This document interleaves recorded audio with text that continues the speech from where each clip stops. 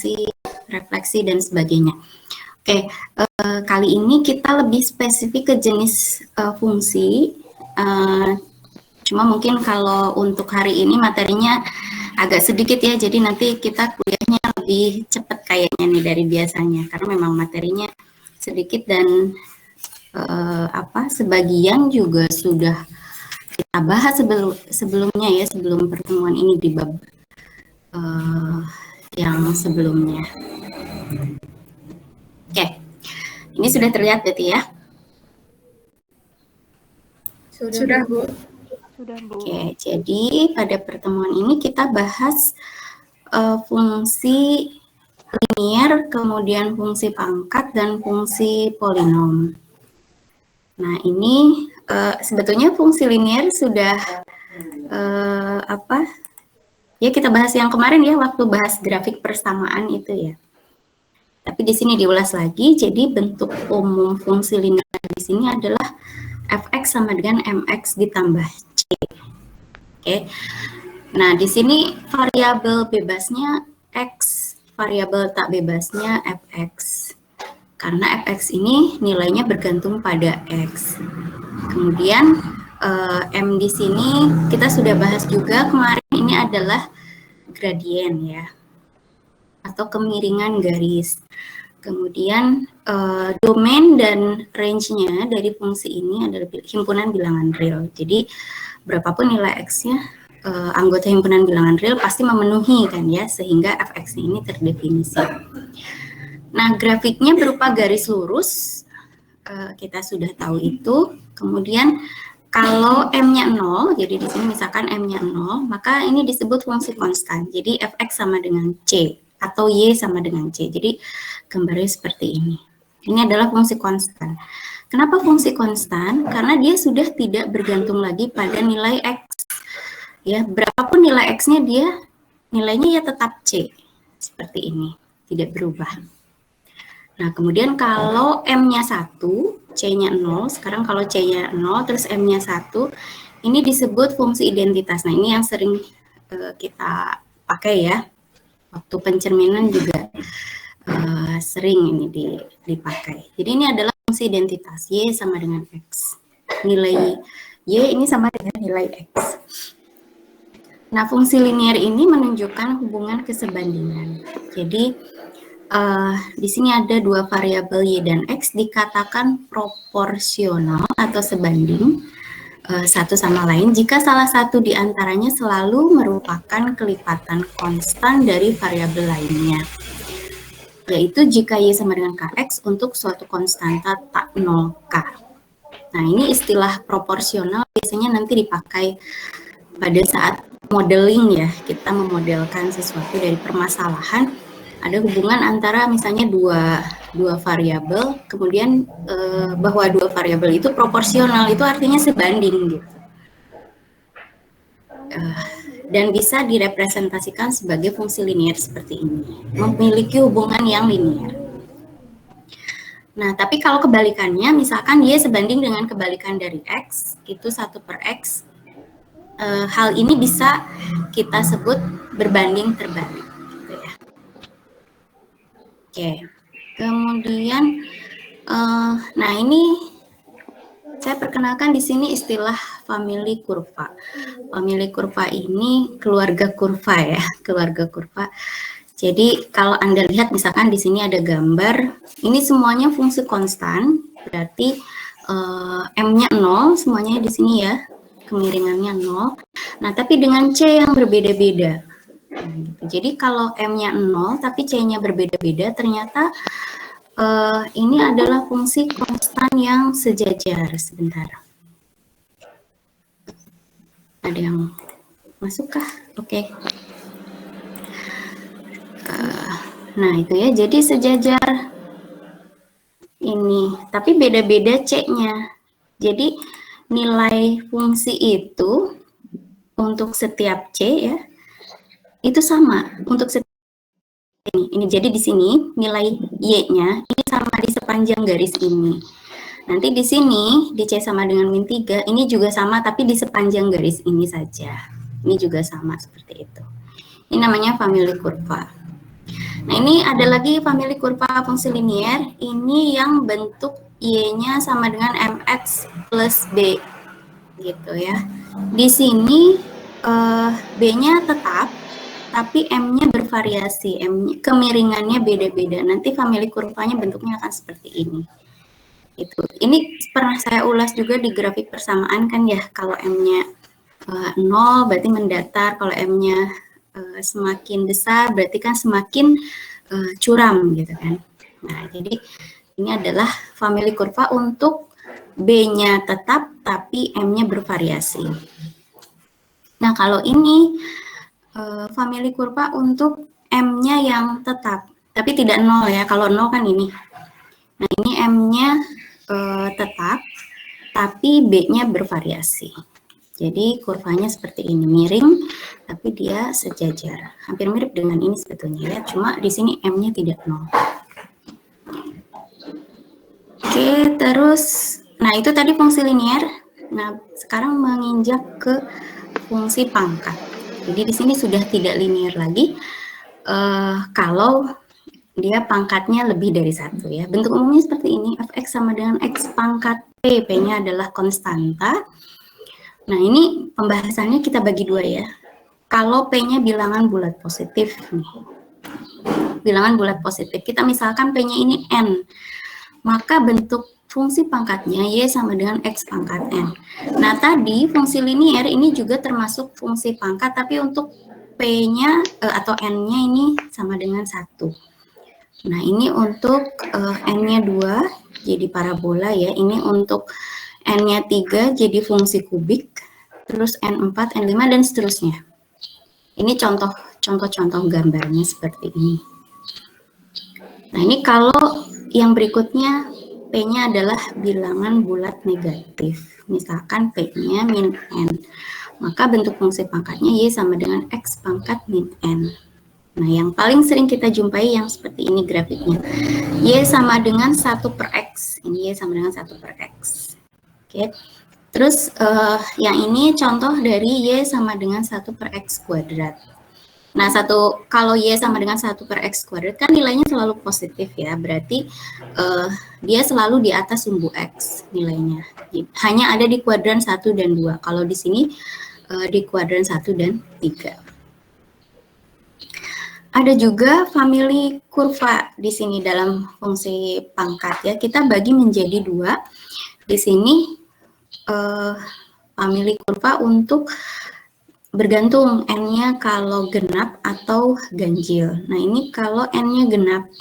Nah, kalau N-nya genap berarti kita lihat secara kasat mata saja bentuknya itu mirip dengan parabola ya.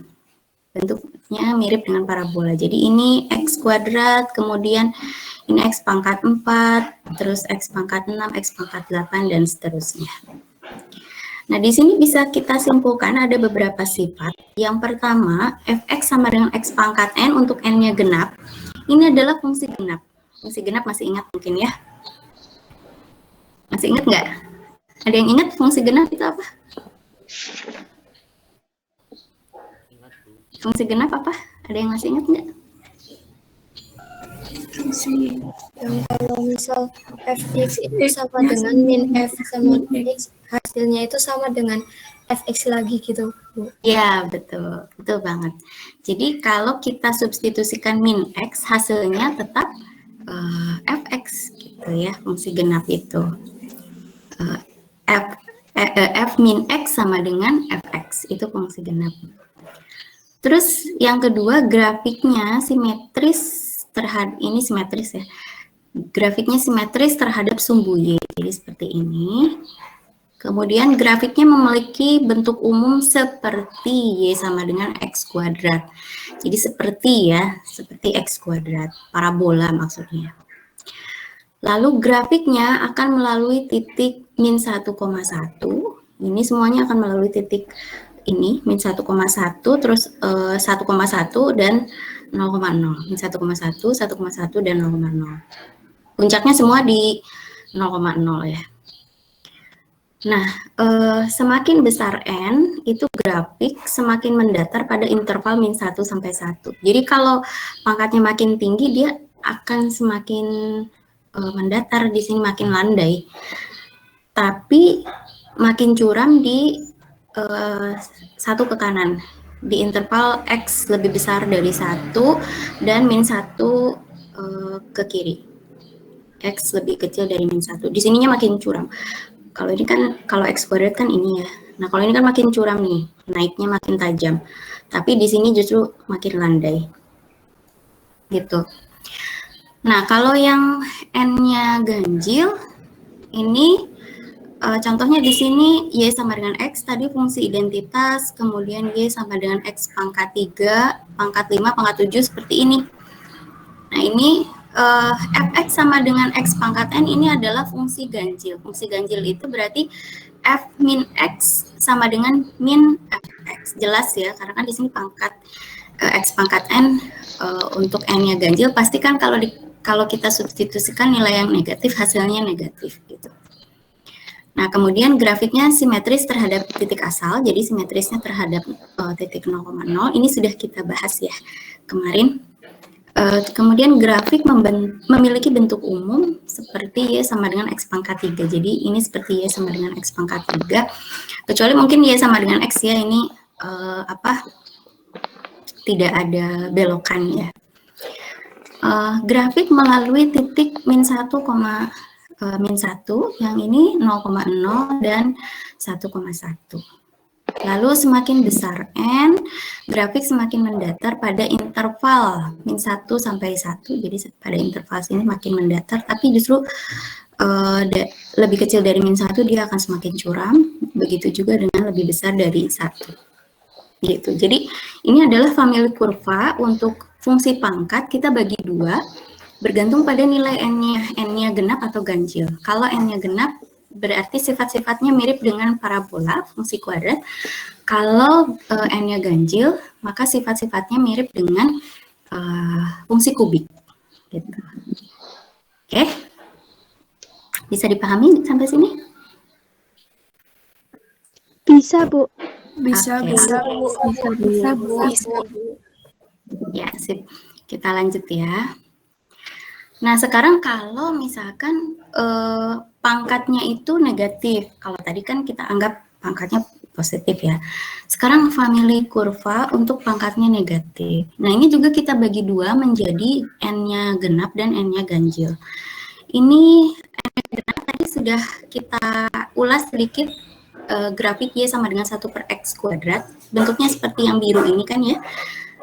Tadi yang saya bilang nilainya selalu positif, jadi ada di kuadran 1 dan 2. Nah, kemudian 1 per X pangkat 4, lalu 1 per X pangkat 6, grafiknya seperti ini.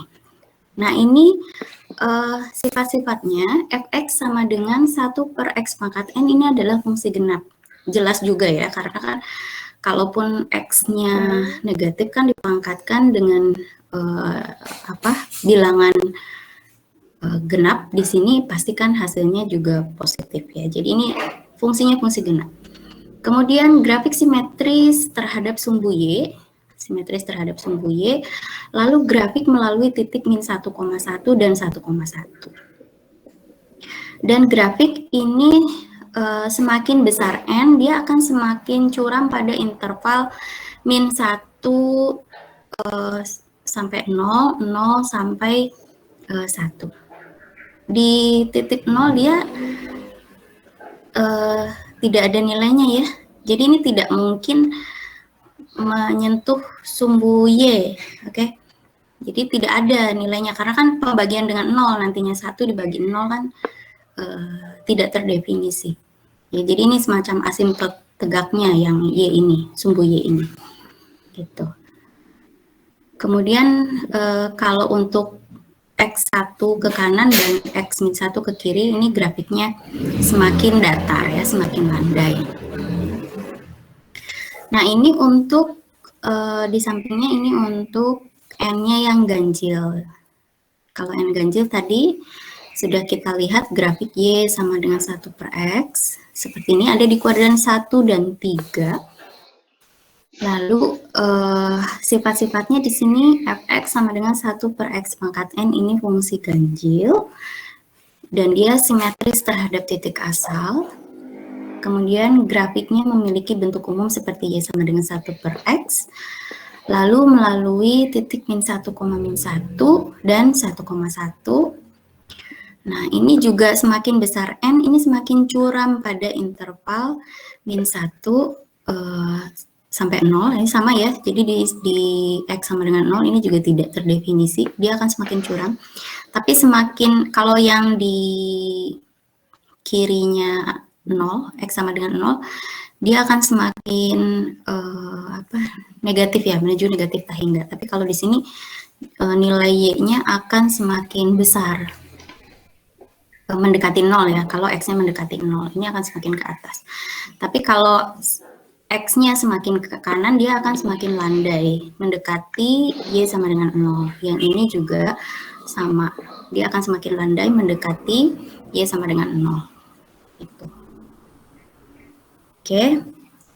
Nah, itu fungsi pangkat. Jadi fungsi pangkat kita bedakan. Yang pertama, kalau pangkatnya bilangan bulat positif, dan pangkatnya bilangan bulat negatif tadi ya. Kemudian famili kurvanya kita bedakan antara n yang genap dengan n yang ganjil. Nah, ini satu lagi fungsi polinom. Fungsi polinom. Sebetulnya pembahasannya itu kan ada fungsi kuadrat, fungsi kubik gitu. Tapi saya satukan di sini saja ya, karena ini sama-sama polinom secara umum ya. Bentuk polinom ini fx sama dengan A0 tambah A1x tambah A2x kuadrat tambah dan seterusnya sampai an x pangkat n. N ini merupakan derajat atau disebut juga pangkat dari x. Jadi maksudnya pangkat tertingginya gitu ya. Jadi kalau misalkan fx-nya ini sampai x pangkat 2 berarti polinom derajat 2. Kalau x pangkat n, n-nya di sini 10 berarti polinom derajat 10, pangkat tertingginya 10. A0 sampai AN ini disebut koefisien dari polinomial. Ini konstanta ya, bilangan real. Nah, polinom derajat 0, kalau derajat 0 berarti X pangkat 0 berarti kan ini enggak ada ya. X pangkat 0 kan 1, jadi hanya tinggal fx sama dengan A0. Ini disebut fungsi konstan. Polinom derajat 1 berarti kan sampai sini ya. Fungsi linier, terus polinom derajat 2, fungsi kuadrat, polinom derajat 3, fungsi kubik, dan seterusnya. Ini contoh-contoh gambar di sini, derajat 2, derajat 3, derajat 4, derajat 5. Mungkin ini nanti secara lebih lanjut ya dibahas grafik untuk polinom. Ini mengenai kecekungan, kemudian titik belok dan sebagainya, itu nanti dibahas lebih lanjut di bab penggunaan turunan. Itu nanti setelah UTS ini dibahas lebih lanjut. Gitu. Oke, jadi itu yang dibahas pada hari ini hanya 3 ya, hanya 3. Untuk fungsi lainnya kita bahas hari Kamis. Hari Kamis itu ada fungsi yang lainnya lagi. Hari Selasa depan juga sama ya. Oke, gimana? Ini siapa sebentar? Kok gelap juga saya? Ya. Risa, gimana Risa? Bu, izin bertanya. Semisal kan ada soal itu harus menggambar famili garis, berarti kita harus menggambar semua grafik garisnya gitu, Bu? Oh, enggak harus. Contoh aja beberapa. Kalau semua nanti rapet banget ya. Ya. Iya. Baik, Bu. Bisa banyak banget. Terima kasih. Oke, sama-sama. Ya, yang tadi juga contohnya yang digambarkan dalam slide juga kan itu enggak semuanya sebetulnya. Kalau semuanya ya pasti rapet banget itu.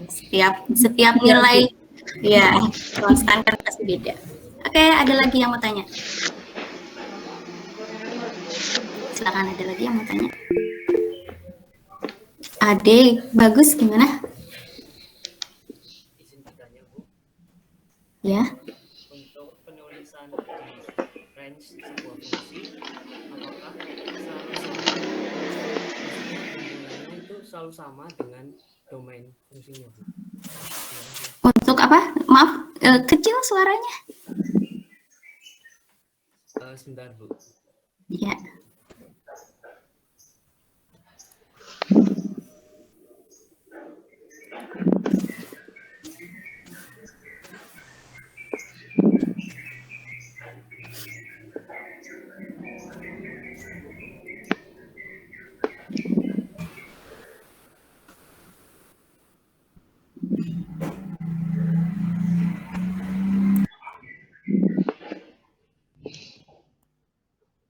Maaf, Bu. Suara saya sudah terdengar belum ya, Bu?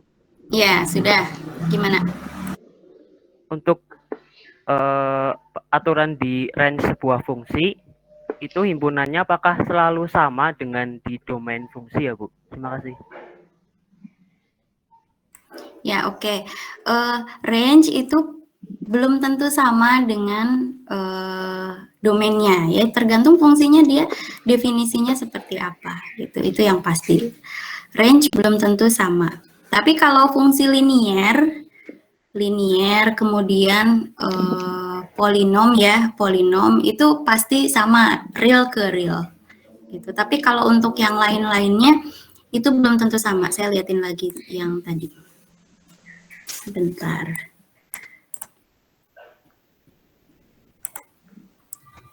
Nah, kalau fungsinya linier, domainnya itu kan, domain itu nilai-nilai X yang menyebabkan fx-nya ini terdefinisi. Kalau bentuknya seperti ini, ya, fx sama dengan mx plus c, berarti kan berapapun nilainya, nilai x-nya, pasti fx-nya ini terdefinisi untuk x-nya bilangan real gitu. Makanya di sini domainnya sama dengan range-nya gitu, yaitu bilangan, himpunan bilangan real. Kalau fungsi linier. Kalau fungsi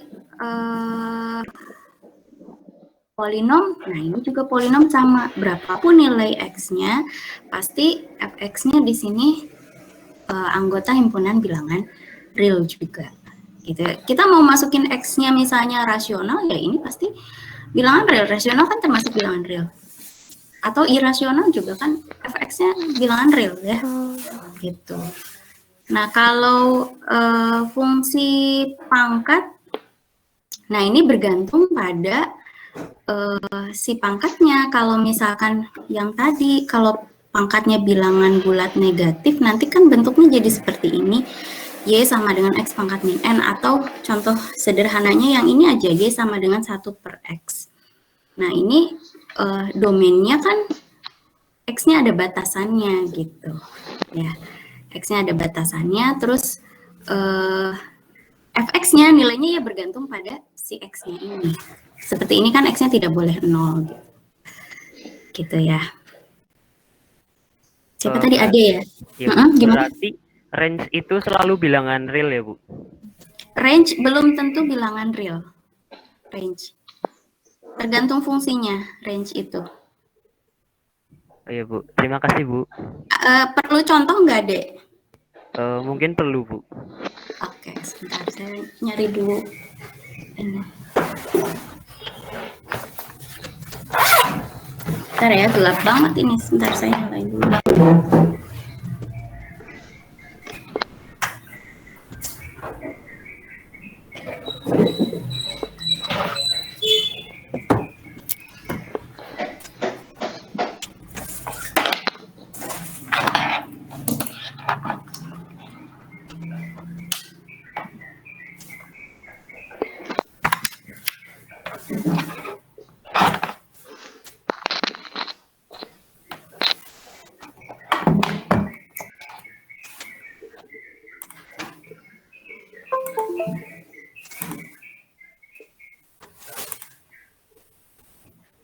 Oke, kita coba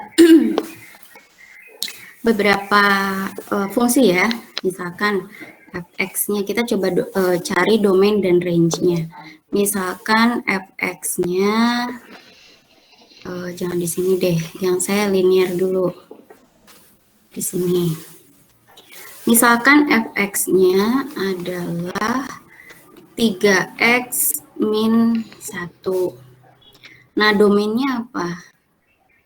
Domain dari f-nya berarti nilai-nilai x yang menyebabkan fx-nya ini terdefinisi. Terdefinisi itu maksudnya ada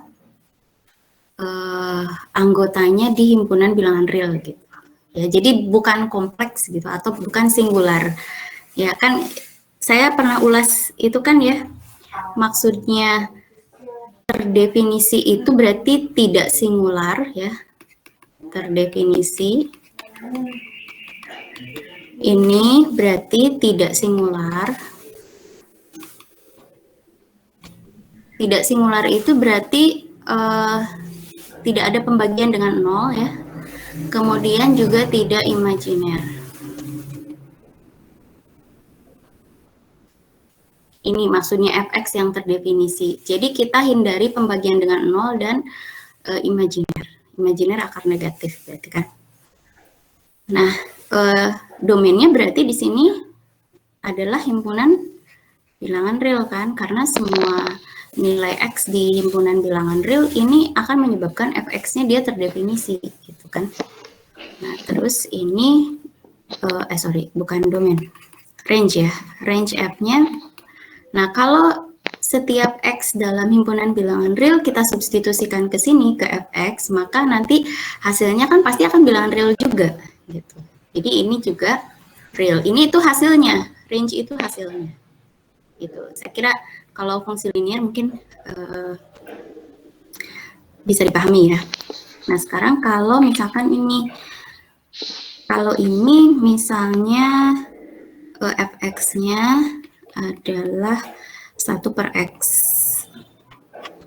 Apa domainnya? Ada yang bisa jawab domain dari f? X lebih dari sama dengan X lebih dari 0. X lebih dari 0. X di mana X tidak boleh sama dengan 0, X elemen real. Iya. X di mana X-nya tidak boleh sama dengan 0. Kalau lebih dari 0 berarti kan nggak boleh negatif. Ini boleh negatif X-nya. X-nya boleh negatif. X-nya negatif kan di sini kan. Yang X-nya negatif. Nah, ini ada grafiknya. Ini untuk nilai-nilai X negatif. Ada grafiknya. Yang tidak boleh adalah yang sama dengan 0. Persis sama dengan 0. Nih grafiknya. Seperti ini. Makanya dia tidak pernah menyentuh sumbu Y. Gitu. Jadi, domainnya adalah himpunan X di mana X-nya tidak boleh sama dengan 0, X-nya elemen real. Himpunan bilangan real yang tidak sama dengan 0. Sekarang range-nya gimana? Range dari F gimana?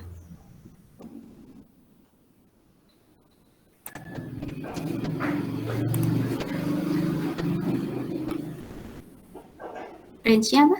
Ada yang tahu? X, sorry, Y-nya. Kalau range itu Y. Range-nya apa?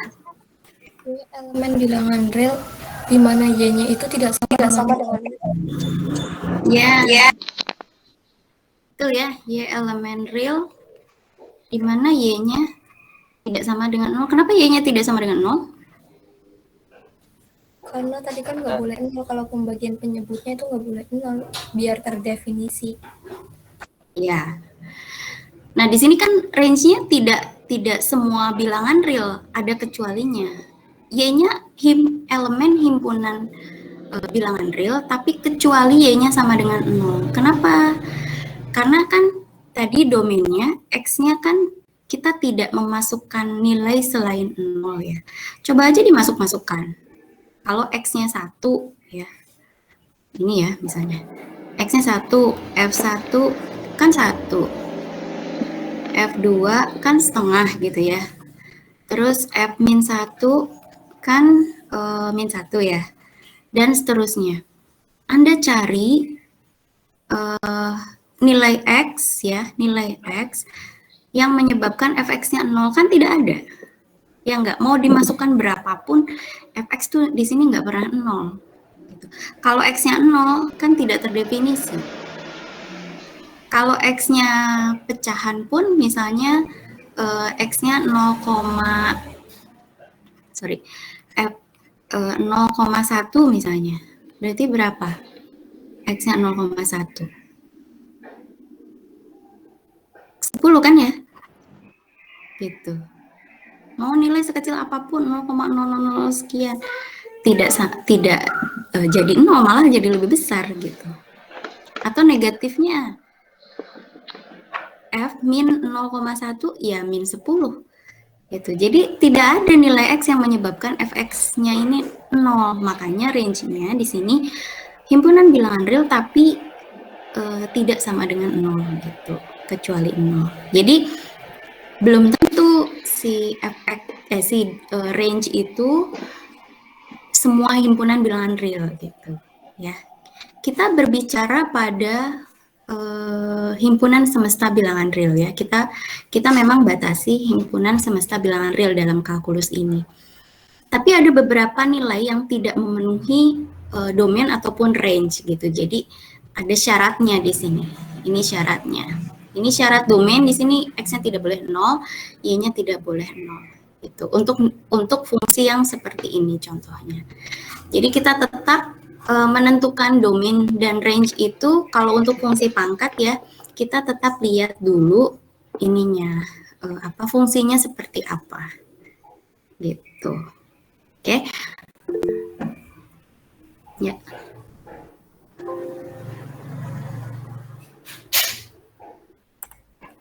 Oke, terus ada lagi kah? Dima, gimana Dima? Tadi siapa? Ade gimana Ade? Bentar, Ade udah. Sudah paham Bu, terima kasih. Ya, Dima gimana? Maaf Bu, izin tanya. Berarti di grafik yang bilangan bulat negatif itu, yang X bilangan bulat negatif, yang bawah itu tadi berarti itu berasal dari fungsi yang sama Bu? Kan ada 2 garis. Tetap lagi. Sebentar, yang ini kah? Yang iya Bu, yang di bawah itu. Yang ini? Iya, betul. Iya, betul. Ini fungsi yang sama. Ini Y sama dengan 1 per X, ini juga Y sama dengan 1 per X. Gitu. Jadi kalau mau ngecek, dicoba aja. Kalau misalkan X-nya 1, Y-nya kan 1 di sini nih. X-nya min 1, Y-nya kan min 1, berarti min 1, min 1 kan di sini gitu. Kalau X-nya 2, berarti kan Y-nya setengah. X-nya 2, Y-nya setengah, berarti di sini. Misalnya di sini lah ya. Nah, misalnya di sini. Nah, ini 2. Gitu. Kalau X-nya 3, berarti kan sepertiga, berarti di sini. Makin kecil nilainya, kalau X-nya semakin besar, semakin ke kanan makin kecil. Nah, sekarang kalau ini. Kalau X-nya min 2, kalau min 2 itu kan di sini misalnya ya. Ini min 2. Kalau X-nya min 2, berarti kan min setengah. Nah, min setengah kan di sini. Ini min 3, misalnya, min 3. Nah, kalau X-nya misalnya min setengah. X-nya min setengah, berarti kan Y-nya sama dengan 1 per min setengah, berarti kan min 2. Jadi kalau X-nya min setengah, di sini berarti dia belok-belok. Di sini ya, misalnya ini adalah min 2 gitu. Jadi semakin X-nya semakin antara min 1 sampai 0 lah ya. Min 1 sampai 0. Ini dia akan semakin mendekati tahingga nilainya. Ke bawah terus. Nah, kalau di sini misalnya kita ambil setengah. Ini setengah. Kalau setengah kan 2. Ini makin ke atas justru. Ini makin ke atas.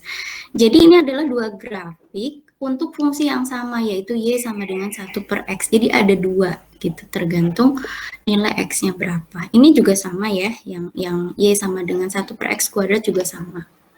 Ini grafik untuk fungsi yang sama, ada 2. Gitu. Baik, Bu. Terima kasih. Oke, ada lagi nggak?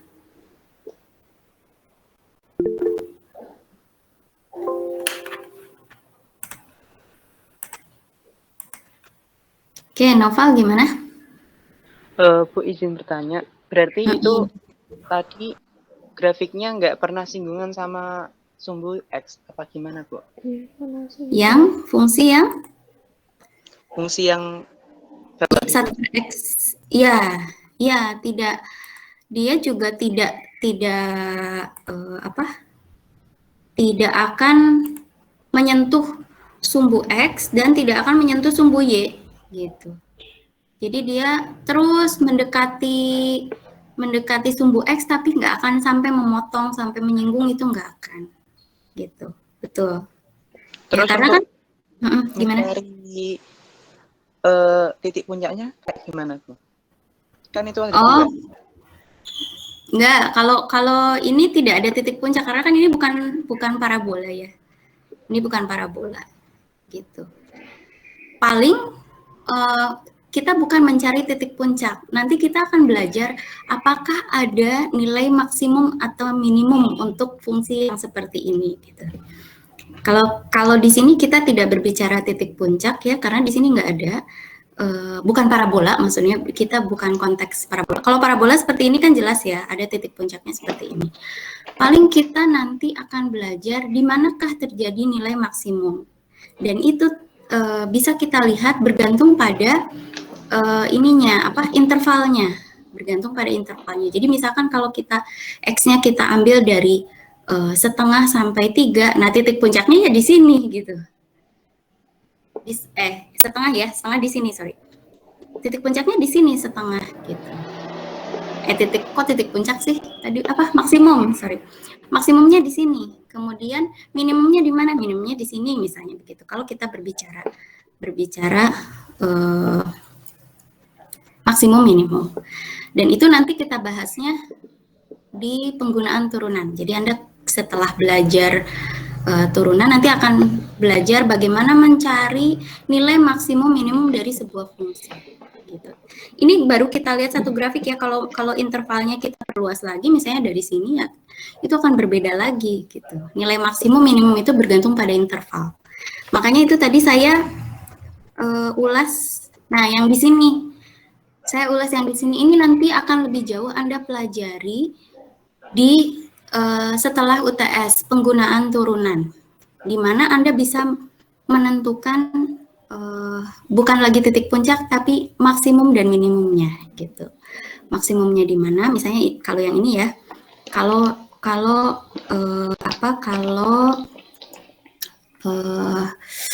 intervalnya misalnya dari sini. Kalau intervalnya dari sini, misalnya A sampai B, maksimumnya, nah justru terjadi di ujung interval ini gitu. Kalau parabola kan kita ngeliatnya ya dari sini kan gitu. Minimumnya justru terjadi di sini gitu. Ya, jadi berbeda. Kalau maksimum minimum hanya dalam konteks parabola. Kok jadi puncak, sorry, tadi nanya puncak ya. Puncak hanya konteks parabola, gitu. Oke, Noval, ada lagi? Sudah. Bisa dipahami enggak? Ya. Saya juga jadi belibet ya. Konsep titik puncak ada di parabola, maksimum minimum itu nanti secara umum ada di penggunaan turunan, dan itu bergantung pada intervalnya, gitu. Menentukan, ini saya ulas aja sedikit ya, menentukan maksimum minimum itu tidak bergantung pada grafiknya, apakah dia parabola, apakah dia fungsi kubik, apakah linear, itu bisa kita tentukan juga. Jadi yang linear pun bisa kita cari maksimum minimumnya, tergantung pada intervalnya di mana. Kalau misalkan kita interval ini kan linear ya, Y sama dengan X ini kan linear nih. Ini linear nih. Misalkan kita berbicara pada interval min 1 sampai 1. Maksimumnya ya jelas di sini gitu kan. Yang paling besar Y-nya. Terus minimumnya ya jelas di sini terjadinya gitu. Jadi seperti itu paling. Ada lagi yang mau ditanyain?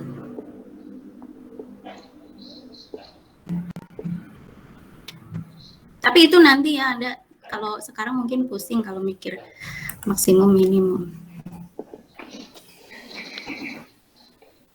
Nah kalau latihannya nanti Anda coba saja, kayaknya ini nggak usah dibahas lah ya karena kan mudah, jadi Anda coba saja. Nomor 1 kan membuat fungsi linear, jadi tinggal Anda di sini diketahui 2 titik kan. Nah, cuma hati-hati hubungan antara suhu dan angka kuman. Berarti yang Anda lihat hanya suhu dan angka kuman. Jangan sampai di sini kan ada kelembaban, terus ada apa lagi nih? Pencahayaan. Nah, itu berarti jangan sampai dimasukkan, itu kita abaikan. Fungsi linear, terus grafiknya juga mudah ya. Kemudian yang nomor 2 kan menggambar parabola saja. Nah kalau ini bisa kita tentukan titik puncak kalau ini, karena ini parabola. Nah kalau ini kan garis lurus ya. Tentukan persamaan dari famili kurva yang mempunyai gradiennya 3. Nah kayak tadi yang ditanyakan siapa tadi ini, tapi tidak usah semuanya juga nggak apa-apa, hanya beberapa saja ya. Atau secara umumnya apa gitu, rumusnya apa secara umumnya, terus nanti sketsanya ini beberapa saja. Ini kan secara umum nomor A. Nanti sketsanya Anda gambar beberapa. Nah ini juga sama, nah ini parabola. Kalau ini bisa kita tentukan puncaknya lagi, ini kan bentuknya sudah fix ya, sudah kita ketahui juga ya, sama dengan AX kuadrat itu gitu. Ini juga sama parabola ya. Kalau ini bisa titik puncak. Kalau yang tadi yang ini yang seperti ini, nah ini nggak bisa. Oke, ada lagi yang mau ditanyakan?